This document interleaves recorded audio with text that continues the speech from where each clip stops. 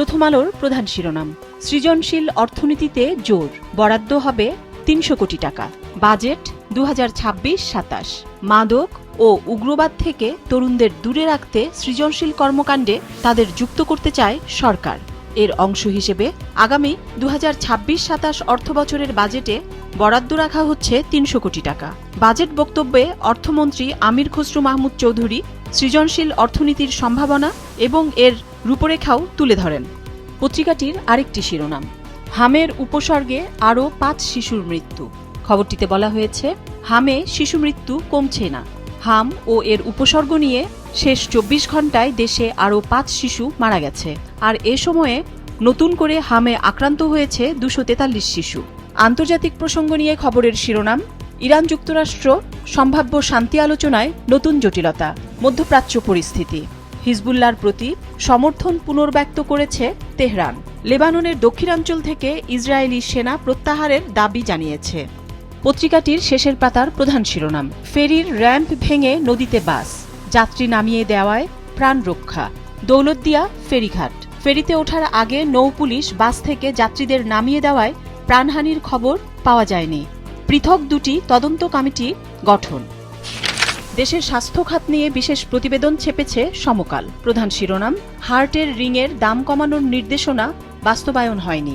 আগের দামেই রিং কিনতে হচ্ছে রোগীদের। ফেব্রুয়ারিতে দাম কমানোর সিদ্ধান্ত বাস্তবায়ন হয়নি।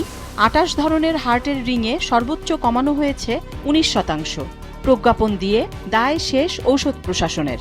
একই বিষয়ের আরেকটি শিরোনাম, ইপিএস পরীক্ষার জন্য রোগীদের দীর্ঘ অপেক্ষা, জাতীয় হৃদরোগ ইনস্টিটিউট। পত্রিকাটির আরেকটি শিরোনাম, বিদ্যুৎ খাতে অলস সক্ষমতার বিপুল ভার মানুষের উপর, লাফিয়ে বাড়ছে বিদ্যুতের ক্যাপাসিটি চার্জ। ১৫ বছরে ২,১৩,৪৯৫ কোটি টাকা পরিশোধ, বোঝা টানতে হবে ২ যুগ। আইনশৃঙ্খলা পরিস্থিতি নিয়ে খবরের শিরোনাম, খুলনায় ১৮১ সন্ত্রাসীর তালিকা, গডফাদারদের নাম নেই। যৌথ অভিযান, ৩ দিনের অভিযানে গ্রেফতার ১২৯, তালিকাভুক্ত মাত্র ২ জন। পাশাপাশি আরেকটি শিরোনাম, মে মাসে মবে নিহত ৩১, রাজনৈতিক সংঘাতে ৫। হিউম্যান রাইটস সাপোর্ট সোসাইটির প্রতিবেদন, নির্যাতনে প্রাণ গেছে ৫৬ শিশুর, ৮৩ নারী ও শিশু ধর্ষণের শিকার। সাংবাদিক নির্যাতনের ঘটনা ৩৯, সংখ্যালঘুদের ওপর হামলা ৩। সীমান্ত পরিস্থিতি নিয়ে খবরের শিরোনাম, আরও ৫৯ জনকে পুশ ইনের চেষ্টা, শূন্যরেখায় অবস্থান।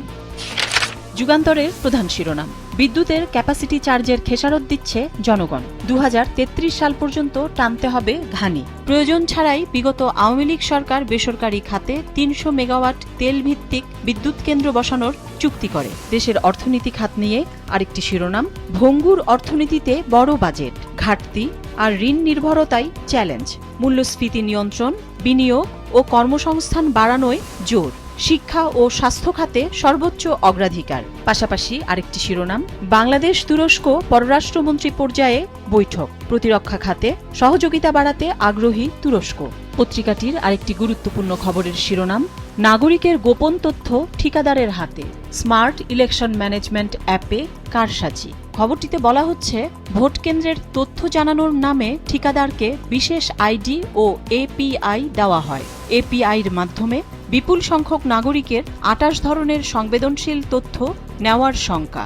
ভোটের আগ মুহূর্তে বিষয়টি ফাঁস হলে ঠিকাদারি প্রতিষ্ঠানকে অ্যাক্সেস কমিয়ে দেওয়া হয় ভিন্ন আইডি।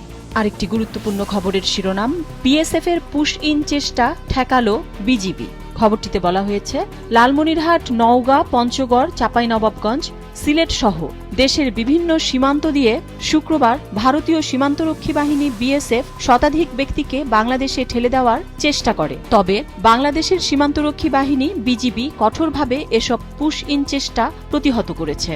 দেশের সব সীমান্তে বিজিবি সর্বোচ্চ সতর্কাবস্থায় রয়েছে এবং টহল জোরদার করেছে। কালের কণ্ঠের প্রধান শিরোনাম, যুদ্ধের বড় ধাক্কা শ্রমবাজারে, মধ্যপ্রাচ্য। মার্চ থেকে মে ৩ মাসে কর্মী যাওয়া কমেছে ৪১%। শ্রমিক পাঠানোয় কাঠামোগত উদ্যোগ ও নীতিগত প্রস্তুতির ঘাটতি। দক্ষ শ্রমিক গড়ে তুলতে বাধ্যতামূলক কারিগরি শিক্ষা প্রয়োজন। পত্রিকাটির আরেকটি শিরোনাম, এফটিএ ইউয়ান বাণিজ্য ও ডিজিটাল অর্থনীতিতে বড় সমঝোতার ইঙ্গিত।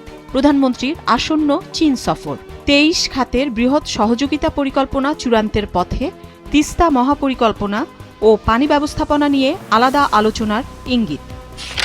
দেশ রূপান্তরের শিরোনাম, সতর্কতায় বেঁচে গেল 40 প্রাণ, দৌলতদিয়া ফেরিঘাটে, বাস নদীতে। পত্রিকাটির আরেকটি শিরোনাম, প্রতিরক্ষা শিল্পে সহযোগিতা সহ দীর্ঘস্থায়ী অংশীদারত্ব চায় যুক্তরাষ্ট্র। ঢাকায় তুরস্কের পররাষ্ট্রমন্ত্রীর ব্যস্ত সময়, সাংস্কৃতিক সহযোগিতার স্মারক সই। দৈনিক কালবেলার প্রধান শিরোনাম, জামায়াত এনসিপি ঠেকাতে মাঠে ফেরার ছক আওয়ামী লীগের, উপস্থিতি জানান দিতে বিভিন্ন স্থানে ঝটিকা মিছিল। পত্রিকাটির আরেকটি শিরোনাম, বাংলাদেশিদের দেশে ফেরানোর প্রক্রিয়া সহজ চায় ভারত, রণধীর জয়সওয়াল। খবরটিতে বলা হয়েছে, ভারতে অবৈধভাবে বসবাসকারী বিদেশি নাগরিকদের বিরুদ্ধে দেশটির প্রচলিত আইন অনুসারে ব্যবস্থা গ্রহণ করা হবে বলে জানিয়েছেন দেশটির পররাষ্ট্র মন্ত্রণালয়ের মুখপাত্র রণধীর জয়সওয়াল। তিনি বলেন, এই ধরনের ব্যক্তিদের মধ্যে বাংলাদেশি নাগরিকও রয়েছেন। পাশাপাশি তাদের বাংলাদেশে প্রত্যাবর্তনের প্রক্রিয়া আরও দ্রুত ও সহজ করতে ঢাকার সহযোগিতা প্রত্যাশা করেছে ভারত। আজকের পত্রিকার প্রধান শিরোনাম, তদন্তে মমতার বক্তব্যকে গুরুত্ব দিচ্ছে সিআইডি, ওসমান হাদি হত্যা মামলা, কাকে দিয়ে খুন করানো হয়েছিল সব জানেন বলে দাবি মমতার। সরকার মমতার এই বক্তব্যকে রাজনৈতিক বক্তব্য হিসেবে দেখছে। জামায়াতে ইসলামীর মতে বিষয়টি ভারতের রাজনৈতিক খেলা।